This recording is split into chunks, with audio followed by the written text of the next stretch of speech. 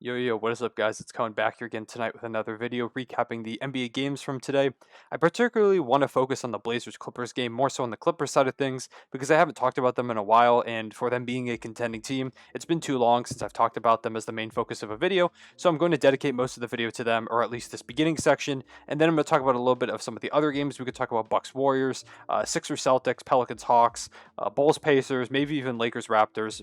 So we'll talk about most of the games. We probably won't talk about all of them. I'm not going to talk about Nuggets Pistons because the Nuggets just murdered the Pistons. I made a video on the Nuggets a couple days ago. You can go check that out. But like I said, I do want to start with Blazers Clippers. But before that, I want to thank you guys so much for the support on the channel recently. It's been really overwhelming, the amount of views I've been getting recently, the subscribers. You guys have just done so much to support the channel. And I want to thank you guys so much because everything I do here is not possible without you guys. So thank you so much for helping me to continue pursuing my dream of making this a reality. So thank you guys. I'm going to keep dropping content for you. I really appreciate the support.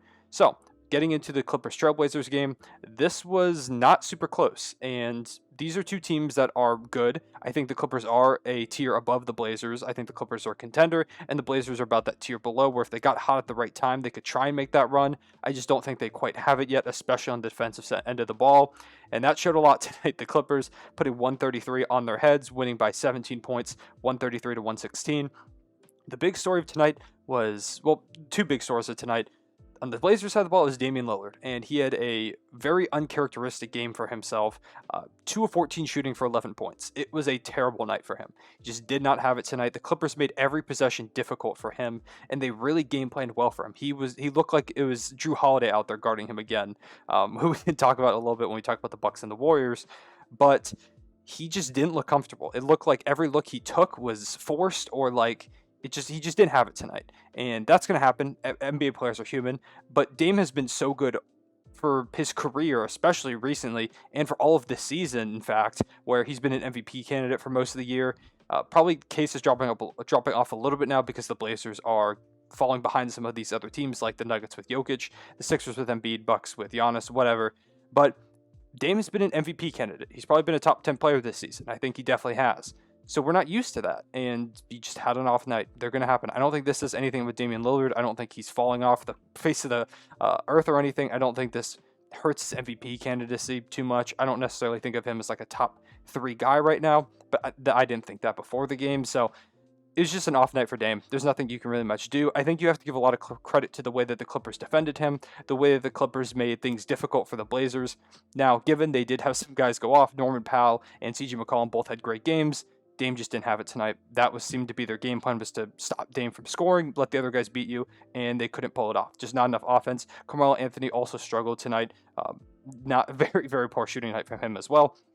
But like I said, I want to talk a little bit more about the Clippers, and I want to focus on Paul George, who is the other story from this game.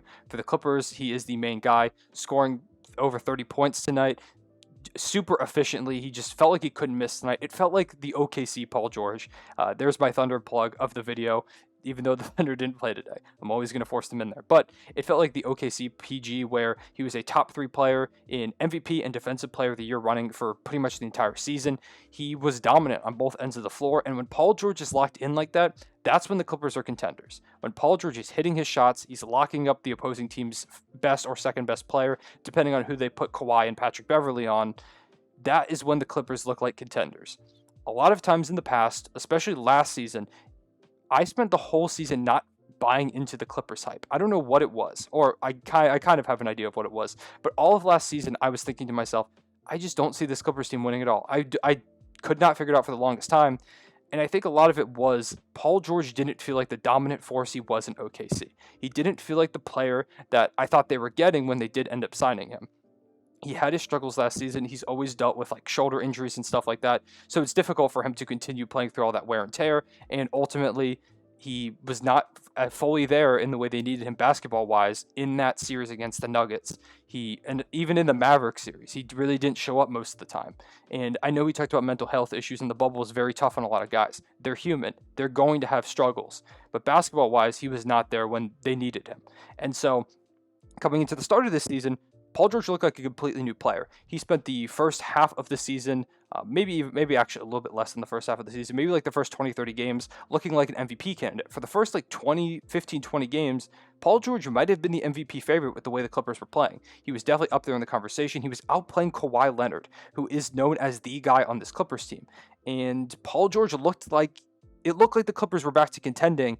And then they kind of fell off a little bit. I don't want to say fell off because they're still really, really good, but Paul George kind of fell off a little bit, which was to be expected. He was putting up monster numbers. It was going to be hard to maintain those numbers. They were like beyond even what he was putting up in OKC when he was an MVP candidate. And so as he continued to fall off, I started to get that feeling again. I started to think to myself, are the Clippers contenders? Is this for real, or am I getting baited again? And nights like this are what show me that, yes, they are contenders. I do think this Clippers team can win the championship. Last season, I knew it was a possibility, but I didn't have that feeling. Like, something in my gut was like, this does not feel right. This season, they can. And I think that's partially because they have a different system now. I think they had another year to integrate within themselves as a system, integrate together as a team, as players. And I think right now, with the way that they're operating, they can win a championship. But it comes down to one guy, and that guy's Paul George. Kawhi Leonard, every single night, you know what you're going to get from Kawhi Leonard. Kawhi Leonard is going to give you points in the mid-20s to low 30s. He's going to get you some steals, some rebounds. He's going to get some assists. He's going to nail a million mid-range jumpers that don't even seem possible. Going to nail some threes. Kawhi Leonard is going to do everything for you on the court. You know what you're getting with him. The big X factor is Paul George. If Paul George has bad games, if he plays like he did last season, this Clippers team might go out in round 2 again. I would not be surprised at all. The West is super tough. Okay, let me put into perspective how tough the West is. Out of these 5 teams, only 4 of them can make it to the second round. Lakers, Clippers, Jazz, Suns, Nuggets. Only 4 of those teams. So one of those teams is a first round exit. That's insane. That's how tough this Western Conference is. You have to be on your A game every single night. If Paul George plays like he did tonight, I'm not saying he has to drop like mid-30s points every game, but low 30s, upper 20s is probably ideal. Probably at least 25, 26 points a night, especially since they don't have that scoring of Lou Williams anymore, who was an integral part to their offense for so many seasons. You have to be able to put up those points. He has to be able to score. He has to be able to lock down the opponent's best player, second best player, third best player, depending on where you put defensive matchups. They have the potential to win the championship. It is just on Paul George's shoulders. And tonight shows how dominant they can be when he shows up. If Paul George plays like he did to start this season, the Clippers are probably my favorite to come out of the West. The Lakers could easily change that because of how good they are, how deep they are. It depends on the health of LeBron James and Anthony Davis. But if Paul George is playing that MVP level, I think the Clippers are going to come out of the Western Conference. That's something that a lot of people might not like, but it's just a fact if Paul George is playing like that. If Paul George plays like he played last season, I'm probably picking the Clippers to go out in the second round because you cannot afford that mistake. You cannot afford to play like that against a Jazz. You saw the Nuggets make him pay for it last season, but you can't afford to make that a mistake against a Jazz, a Suns, a Lakers, a Nuggets. Any of those teams that you have to face in that second round, if Paul George isn't showing up, you're dead. You're dead in the water and it's done. I don't see a way to get out of there. And so while Kawhi Leonard, every night you know what you're going to get, this championship run is on Paul George's shoulders. And it's a big one because if they disappoint again, if they go out in the second round, Kawhi Leonard might be gone. I would not be surprised. I think if they go out before the Western Conference Finals, maybe even before the finals, Kawhi's going to leave because you've got a lot of guys on this team that are aging. You've got Paul George is locked into his money long term. So you can't go out and get a different star. You can't be like, all right, get rid of Paul George, bring in someone new, unless you did a trade there. But that's a lot of money you're giving Paul George. I'm not sure a team's going to take that on. This is the situation. And if they come into this season where a lot of teams in the West are getting better, the Suns are getting better, the Lakers, while LeBron James is getting older, it still feels like they're getting better. It feels like the Nuggets are definitely improving. The Utah Jazz are improving. You could even talk about the Dallas Mavericks, who gave the Clippers hell in the playoffs last season. With Luka and Kristaps Porzingis, 2 really young guys who are still developing, they are getting better. The West is rising. And so you either need to fully commit to this Clippers team and decide, okay, we might not have won a championship this season, but I think we can do it again. I'm going to re-up and try and run it back with these guys.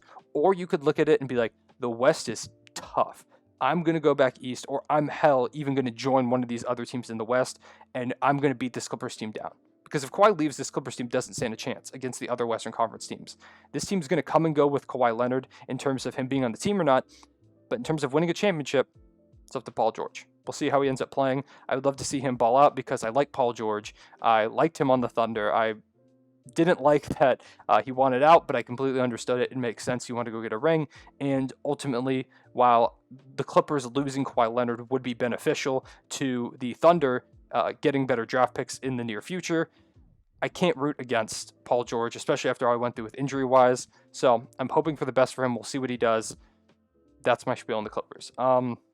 Yeah, that went longer than I thought it was going to, but like I said, there's not a lot of other things I want to talk about, and I really have been meaning to make a video on the Los Angeles Clippers, and so I kind of wanted to focus on them a lot there. Next, I'll talk about Bucks-Warriors. This was a great win for the Warriors, winning by 1 point. It was very, very close. The Bucks had 2 good shots to beat the Warriors at the buzzer. They just didn't quite convert those opportunities. Steph went off for over 40 points. This is Steph's team. If this team comes and goes with Steph and Curry, if Steph doesn't drop almost 40 every single night or mid-30s, this team's probably dead. It's disappointing. I hate to watch Steph have to play so hard just to get a 1-point win every single night, especially because the Bucks did not have Giannis. This was a Bucks team without Giannis Antetokounmpo, and while the Bucks are good, Giannis is their best player. I don't think that's even something I need to say. Drew Holiday and Chris Middleton both really stepped up with 29 points for Drew and 28 for Chris. They're both really good players, but without Giannis, this Warriors team does not want to be fighting with them till the last buzzer. You want to be beating them. You want to be beating down on them, but that's just not the reality for the Warriors this season. Good to see them get this win. Good performance from James Wiseman as well. He's a rookie I've really started to root for a lot because people have been giving him a lot of criticism, which is kind of expected when you go to a championship that has won so much recently as the Golden State Warriors, but a lot of it is unwarranted. He's a 19-year-old kid trying to figure it out in the NBA with these expectations thrown on his shoulders of being the center to help lead Curry back to a finals MVP, maybe even at some point, but I don't know. We'll see what happens with the Warriors. This was a really good win for them. The Bucks, they should honestly be happy with how this turned out. I know they would have loved to come out with the win. They just barely didn't get it at the buzzer, but you can't be too upset about losing by 1 point to a supernova Steph Curry game and not having Giannis. You can't be too mad about that. Like I said, Pistons Nuggets blowout. Not even going to talk about that game. What else do I want to talk about here? I'll talk about Sixers Celtics, I guess. The Sixers sweep the season series in Boston, winning 106-96. Just Joel Embiid. He's really good. And the Celtics can't really slow him down. Robert Williams tried, but he ended up fouling out pretty quickly. He didn't play a lot of minutes. I think Robert Williams is really good. He's a good shot blocker. But Joel Embiid has mastered the art of drawing fouls, and it's almost impossible to not foul him multiple times. Robert Williams is trying to do all he could, and ultimately a 10-point win for the Sixers isn't too bad, especially since the Celtics were missing Evan Fournier tonight, who really provides a big punch offensively off that bench. But the Celtics wanted to win this one. This is one they absolutely want to win. I know the Celtics fans really wanted to win this one because Sixers and Celtics fans are always at each other's necks, but Sixers pulled it out. The Sixers are just a better team this season, and Joel Embiid is just dominant. I think Robert Williams has a ton of potential, and he's good right now, but Joel Embiid is just a different animal. It was just impossible for him to stop tonight or get stopped tonight, and yeah, Sixers made him pay. Bulls Pacers. I want to talk about this because the Bulls have a win streak. Finally, in the Vucevic era, this is the, I believe, second game that they've now won back-to-back with Nikola Vucevic on the roster. He was dominant tonight, killed the Pacers. This is the way I think the Bulls are going to continue trending. I think the Bulls are trending upwards with Nikola Vucevic. Guys continuing to play well. Thad Young, Zach LaVine, Kobe White hopefully can find some of that rhythm. Lauren Markkanen, who's been kind of disappointing this season as well, needs to find his rhythm. But ultimately, I think the Bulls are going to continue trending upwards, and I think they will be in that playoff game, if not making the playoffs at the end of the season. As for the Pacers, they're just not good. They're just not. They've obviously, but this Pacers team is on the downtrend, and I'm not quite sure what they can do to fix it. The return of TJ Warren was something that I thought would boost them, but he is out for the remainder of the season, and so no one's coming to save them. They've got to save themselves, and while the East isn't as good as the West, there's still some really good teams, and it's super competitive at the bottom of that playoff picture around the 10 to like 7, actually really anywhere from 10 to 4 is competitive. It's just those first 3 slots that are locked in, and so every game matters, especially when the Bulls are a competition to take one of those play-in spots. You want to get whatever you can, and they just didn't bring it tonight. They just didn't. They haven't been bringing it recently. We'll see if the Pacers can turn it around. Lakers Raptors. Lakers won 110-101. 4-5 now without LeBron and AD, which is not bad. That's better than I thought it was going to be. Markieff Morris had a great game. Alex Caruso had a great game. Marc Gasol had a really good game. And I think he showed tonight why he is still valuable in a playoff rotation. Even if he isn't playing that much, he's probably going to only play like 10 minutes or so a lot of times with Andre Drummond and Montrezl Harrell. But I think he provides a lot of things that those two can't. He's still a solid defender, even if his feet are slow. If someone's posting up on him, he's a good post-up defender is what I'm trying to say. Still a good passer. He can grab you some boards if he needs to. He can knock down some threes, which Drummond and Harrell can't do. And so situationally, I still feel like he's a super valuable player. It just remains to be seen where he's going to fit in when AD, LeBron come back with Drummond and Harrell both healthy. We'll see where that goes. Ultimately, though, I think he did show that he still has value tonight. The Raptors are tanking, and I'm sick of it because I want the Thunder to tank, and the Raptors keep sucking. So they need to stop. Outside of that, not much else I want to talk about. I don't really want to talk about Grizzlies Heat. Andre Iguodala revenge game, and he got destroyed. He let Dillon Brooks score, I believe it was 21 points on him in a single quarter. So not a great revenge game for Iguodala. Pelicans Hawks, I'll talk about this one because the Pelicans lost by 16 points despite a great effort from Zion Williamson. They just didn't have it tonight. The Hawks were just on fire. They could not be stopped. I believe at one point they hit 11 straight threes, if I saw that statistic correctly, which is insane. This was the best game for Bogdanovic in a Hawks uniform. Trae Young had a fantastic game, reminding people why he's still good. I've been seeing way too many people talk about why Trae Young is bad on the timeline recently, or why he's overrated, which I made a video about why I hate the term overrated. You can go check it out if you want to check it out. Just search overrated on my channel. But Trae Young, he's really good. I want to see him play in the playoffs. I want to see him prove to people how good he is because I love seeing players. If you've noticed the theme of my channel, it's that I love seeing players prove people wrong, including me. If I say a player isn't playing well and they end up playing really well and proving me wrong, I love to see that because I ultimately am rooting for the success of each and every player in the NBA. There's no one I'm rooting against because I just like seeing good players play good basketball. So good to see Trae Young ball out. Cool for him. I hope the Hawks do end up making the playoffs and they continue to roll under Nate McMillan. When they get healthy, the Hawks are scary. I don't know how good they are. I don't know how much they're going to push one of those contenders to the brink, but ultimately, I think they are a team you don't necessarily want to face in the first round. There are many other teams in the East I'd rather face than the Hawks if I'm one of those top 3 teams, mainly because the Hawks can get really hot. Even if they're not stopping you much on the defensive end of the ball, you're also going to have trouble stopping them.